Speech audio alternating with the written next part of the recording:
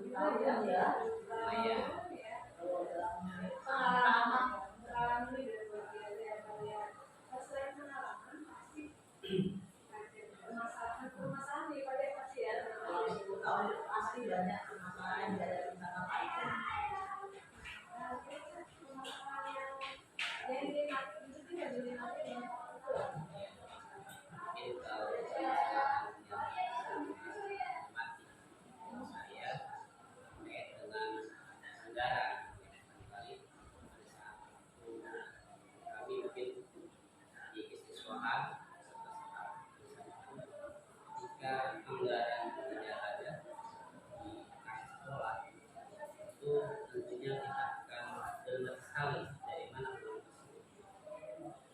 Mungkin karena kita dulu terutama mahasiswa, jika ada anggaran atau sisa anggaran kita dari kas siswa, jika ada kas siswa kita bisa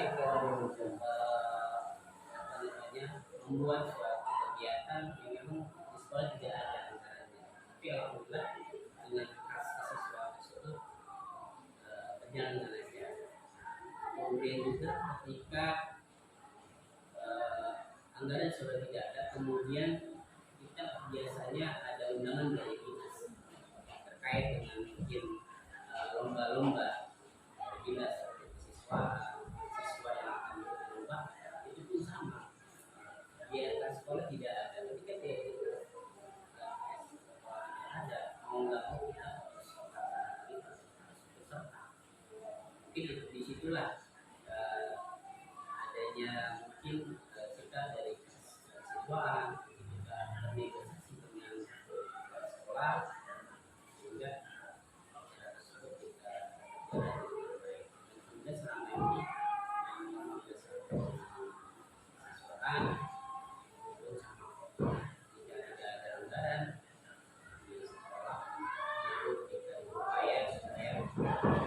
sekolah kita dari mata dinas gitu ya, selalu ikut serta partisipasi.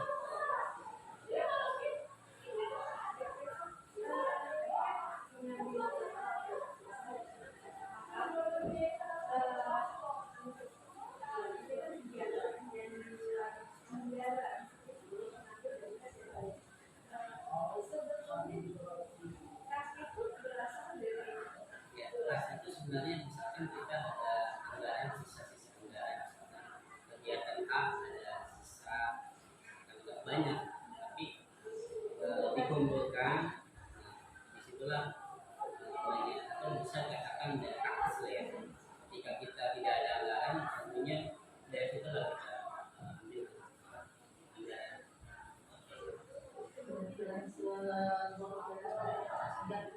Bisa mengelola ya, kalau kegiatan barangkali kegiatan yang sifatnya di internet sekolah, misalkan KS, PNS,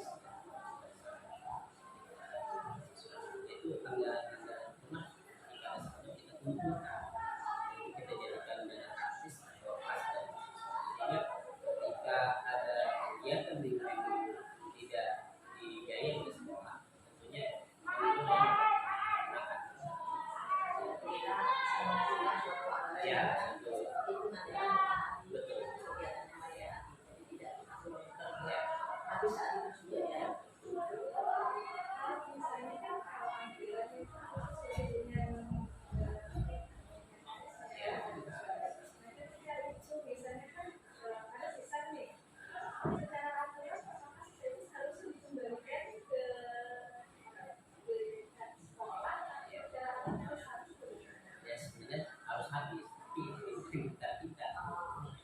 mungkin ada saya bukan anggaran bukan hanya dari misalkan bos, kemudian dulu ada feeder, mungkin dulu ada feeder, tapi kalau sekarang mungkin yang penting berbeda, ada bos besar, kemudian juga ada BPD, jadi itu kan harus digunakan sesuai dengan anggaran yang ada, misalkan di bos kita cipta dan sebagainya, mungkin juga di BPD ataupun ketika ada anggaran apakah nanti kita ada di pihak ketiga dan sebagainya.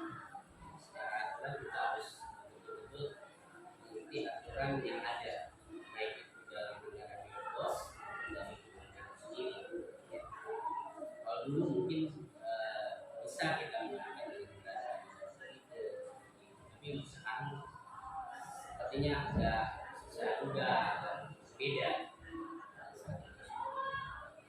Berarti di situ tadi Bapak sudah mengambil suatu keputusan ya. Nah, kira-kira tantangan apa Bapak untuk mengambil keputusan itu? Ada tantangan untuk yang Ya nanti kalau nanti pada kita yang jelas akan itu pasti ada. Jika ada kegiatan saya sudah besok kita akan lakukan, tapi sampai saat ini Amin satu misalkan kita belum ada dana dari sekolah, kita bagaimana berupaya komunikasi dengan sekolah sehingga tidak kita komunikasi baik dengan sekolah dengan bendahara sekolah sekolah tidak kami.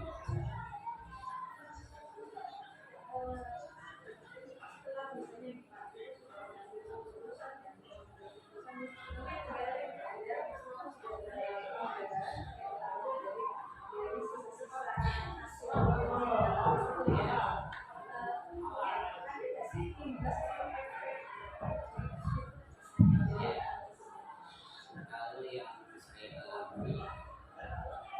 alami ya alhamdulillah tidak ada ancaman, jelas kita upaya mungkin gimana, dan itu pun anggaran tersebut yang kita gunakan bersama siswa-siswa yang ada kegiatan yang juga makin luas dari tadi di tengah Bapak sudah ada yang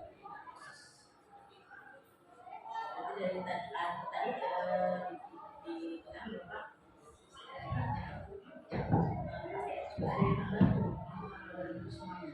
Tapi Bapak itu bisa berkolaborasi, bisa bekerja sama dengan siapa? tentunya kita sebagai manajer sekolah kita dan teman-teman di sekolah lain dari guru kemudian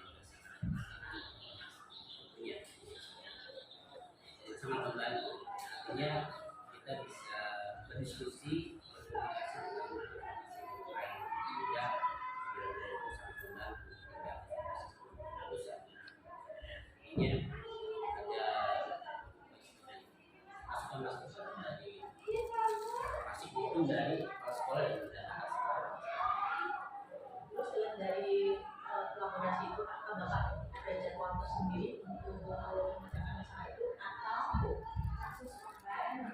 Ya tentunya dari daerah kita komunikasikan memang kaitannya ketika ada sekolah tidak ada, tentunya kita harus komunikasi dari awal, tidak boleh ujung tidak, bahkan kita hanya memberikan keputusan, tentunya ini dari keputusan karena memang kita tahu dari mana sumber dana kegiatan tersebut, makanya kita selalu komunikasi dengan sekolah sebagai kegiatan dengan sekolah tidak bisa di istilahnya ya verifikasi bisa diberikan atau tidak.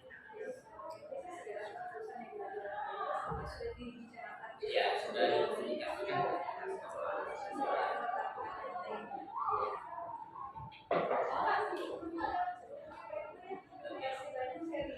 Ya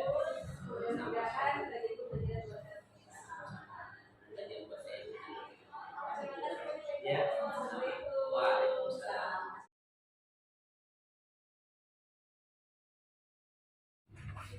Assalamualaikum Pak Santo. Waalaikumsalam. Gimana kabar Pak Santo hari ini? Alhamdulillah sehat, Mami. Iya. Kamu gimana kabarnya? Alhamdulillah sehat juga Pak Santo. Alhamdulillah. Semakin lama semakin subur ini kita. Iya. Betul. Pak Alhamdulillah Santo. berarti bahagia ya. Iya. Pak Santo mau izin nggih minta waktunya sebentar aja untuk wawancara tentang sedikit mengetahui tentang sekolahnya Pak Santo. Oke, mangga. Nggak apa-apa ya? Oh iya, tentu. Bu Aminda juga ngajarin kita kan. Oke. Oke. Matur nuwun sangat, terima kasih banyak untuk wawancara ini Pak Santo. Kita membahas tentang dilema etika. Dilema etika itu adalah pembahasan atau mencari solusi kasus-kasus yang sekiranya itu kita itu susah untuk memutuskan mana itu benar maupun benar. Nah, dalam kasus ini adakah di sekolah Pak Santo sekolah kita ini untuk kasus-kasus yang seperti itu? Dan bagaimana nanti Pak Santo untuk mengambil keputusan di dalam dilema etika itu? Ya kalau untuk dilema dalam setiap perjalanan lembaga pastinya ada. Kurang lebih saya berkecimpung di dunia PKBM dari 2004 sampai dengan sekarang kurang lebih 18 tahun.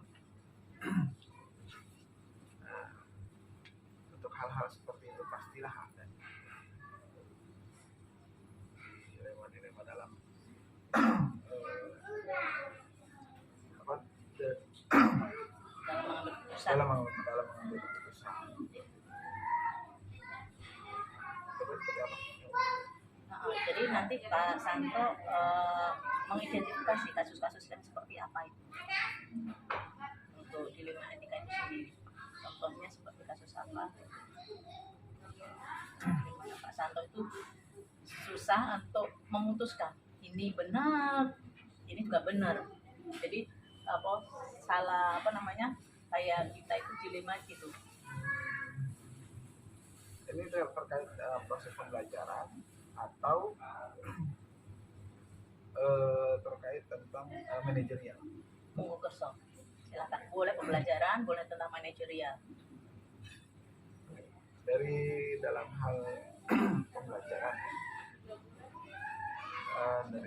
pembelajaran, di mana ya mungkin anak-anak terutama mungkin dilemanya itu bagi kebanyakan kesetaraan bahwa dalam hal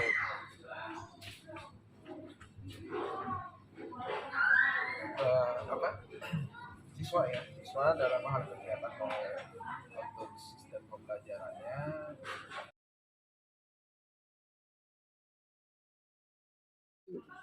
jika ada 24 jam, guru itu hanya menemani murid itu paling kenceng hanya jam 7 sampai katakanlah jam 4 sore lah. Iya. Jadi kalau menurut saya lebih ke arah kanan kalau ke arah itu, dan lebih mengatakan ya gitu. Misalnya kalau aneh misalnya gak naik, aku lebih baik menaikkan.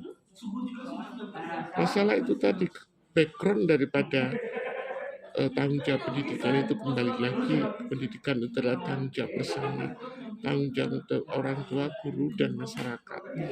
Jadi tidak hanya bertopang pada kita gitu. Jadi kalau kita kadang-kadang tidak bisa menyalahkan pada situasi anak tersebut,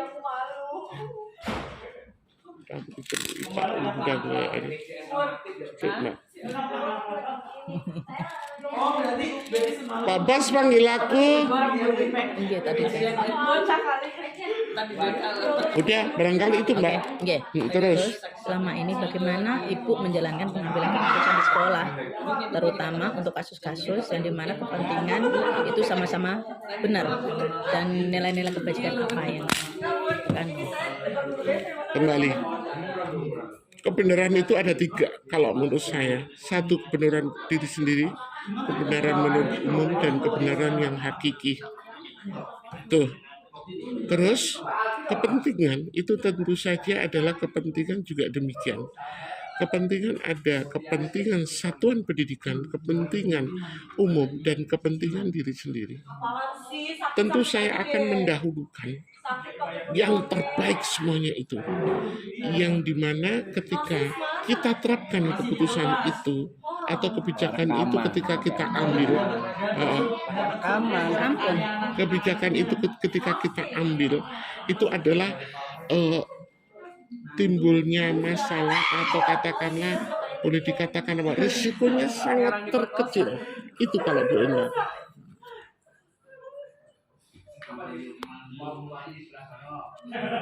Oke. Terus langkah dan prosedur apa yang biasa diambil Ibu? Langkahnya, Nggih.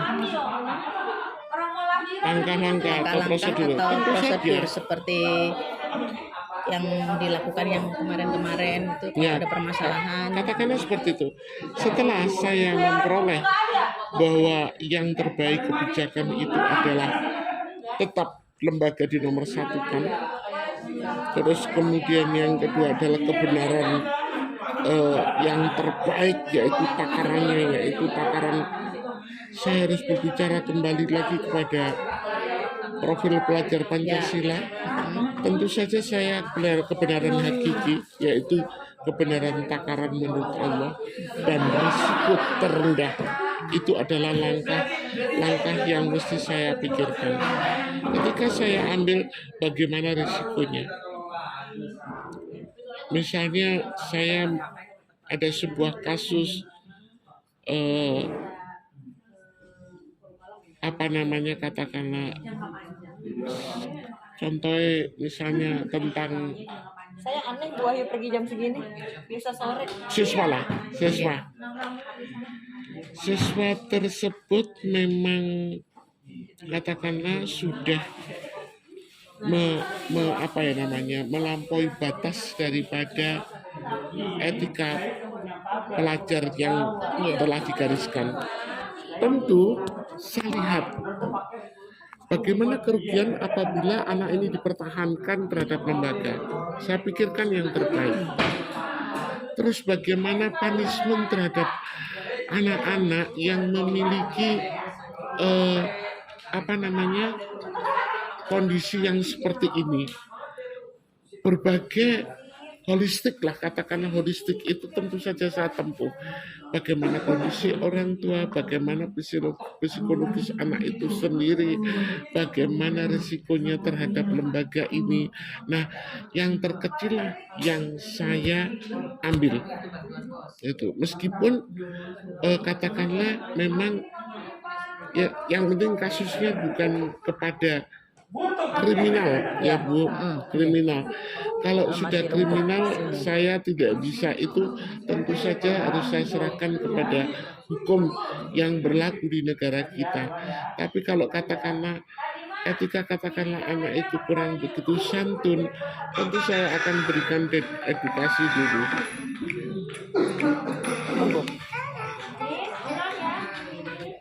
Ya Pak Gilang, Assalamualaikum. Ada tawaran untuk ke Galaksi. Jadi Anda dikirim ke Bandung, siap nggak? Tanggal 24-25. Dua guru putra, dua guru putri.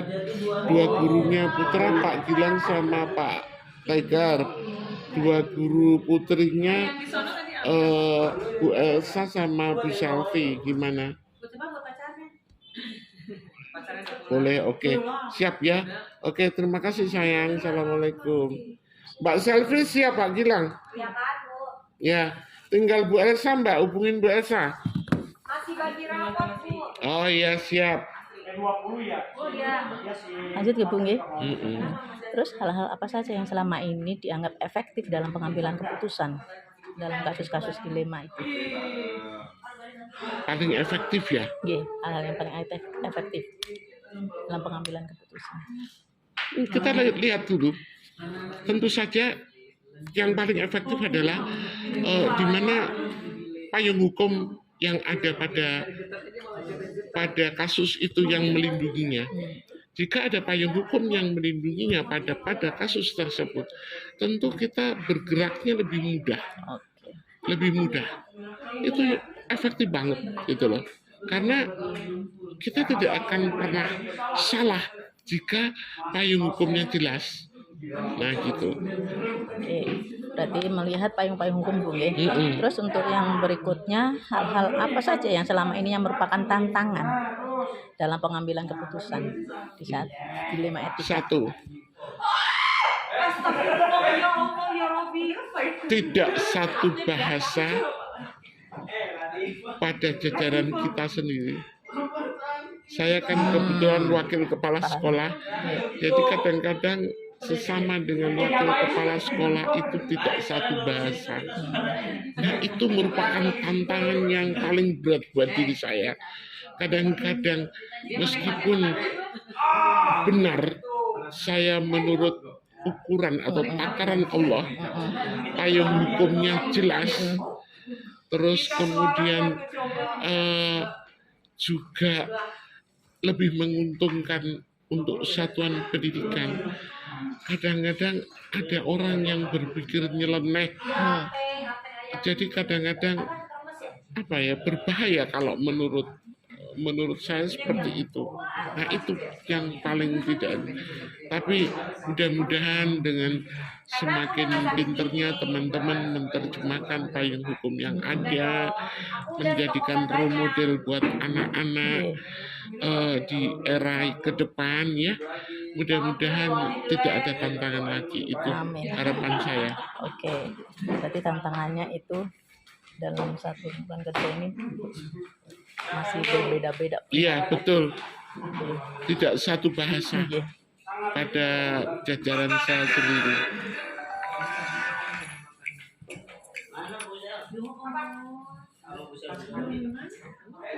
Assalamualaikum Mbak Elsa. Ada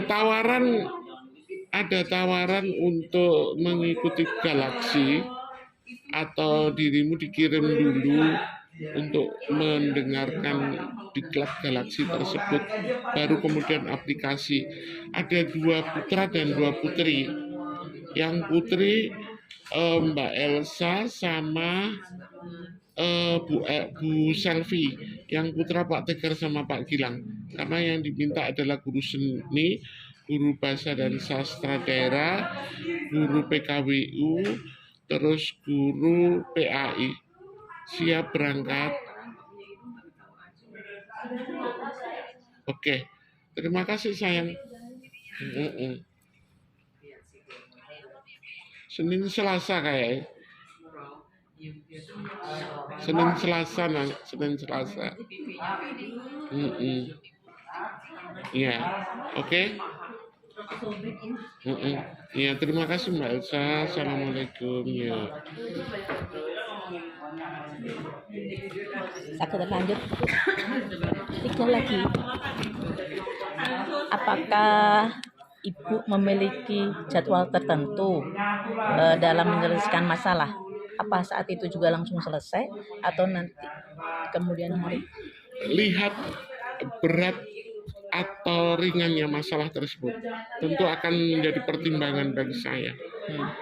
Jika masalah itu ringan, kayaknya hari itu juga bisa diputuskan dengan baik dan hasilnya lebih baik. Tapi jika berat, saya butuh stakeholder untuk ikut berpikir tentang hal tersebut. Berarti ada penjadwalannya. Ya, tentu biasanya saya akan tunda dulu, dipikir lebih baik lagi, terus kemudian biasanya saya akan mengambilkan pada jam-jam saya piket atau tidak sibuk, dan tergantung kepada dari Big Boss, beliau tuh senggangnya di mana gitu. Jadi dilihat KPM-nya juga, Ya, jangan sampai betul. meninggalkan Ya. kelas itu juga. Saya tidak akan pernah meninggalkan KPM untuk posisi yang kasus-kasus yang perlu pemikiran. Enggak, karena kasihan anak-anak, tetap gimana pun juga enggak bisa. Anak-anak nomor 1. Iya. Pertanyaan berikutnya, adakah seseorang atau faktor-faktor yang selama ini mempermudah membantu Ibu dalam pengambilan keputusan? Tentu saja banyak. Satu yaitu tadi payung hukum yang menaungi itu. Terus yang kedua adalah ketika kita menjadikan mitra nomor satu yaitu Allah sebagai pendamping kita yang terbaik, dan berikutnya adalah rekan sejajar kita, dan yang berikutnya adalah atasan kita. Itu adalah orang-orang yang sangat mempermudah untuk menjadikan keputusan itu lebih bulat. Berarti setiap pengambilan keputusan itu kita harus kolaborasi dulu ya Bu. Iya, tentu harus Jadi kolaborasi. itu sebagai pemimpin enggak bisa langsung ini Enggak gitu. bisa. Apapun kenyataannya harus dipikirkan dampaknya. Semua keputusan itu harus tetap. Mana dampak yang terkecil baru itu ditetapkan. Siap. Ya. Jika keputusan itu sudah bulat tapi memiliki dampak yang besar, nggak akan kita ambil, akan kita sisihkan. Baik, terakhir Bu, apa rencana ke depan untuk Ibu dalam menjalani pengambilan keputusan yang mengandung unsur dilema, dan bagaimana supaya mereka bisa mengukur efektivitas pengambilan keputusan? Itu tadi, yang pertama, jadikan Allah sebagai mitra nomor satu. Yang kedua, jadikan teman sejajar sebagai pertimbangan. Dan teman-teman guru maupun TU, mari kita dengar masukannya apabila memang itu baik untuk masa depan lembaga kita. Kenapa tidak? Dan tentu saja jangan lupa bahwa peserta didik itu kita ajak berbicara, karena kebetulan mereka lah yang bakal melihat hari depan itu atau merasakan hari depan itu. Kita ini adalah generasi yang mengantarkan mereka untuk menjadi remaja terbaik dalam hidup ini. Oke Bu, terima kasih waktunya. Ini sudah selesai untuk pertanyaannya tentang dilema etika. Matur nuwun sangat Bu Tumi. Matur nuwun kembali lagi Bu Amida. Sukses Sama-sama. juga ke depan. Amin.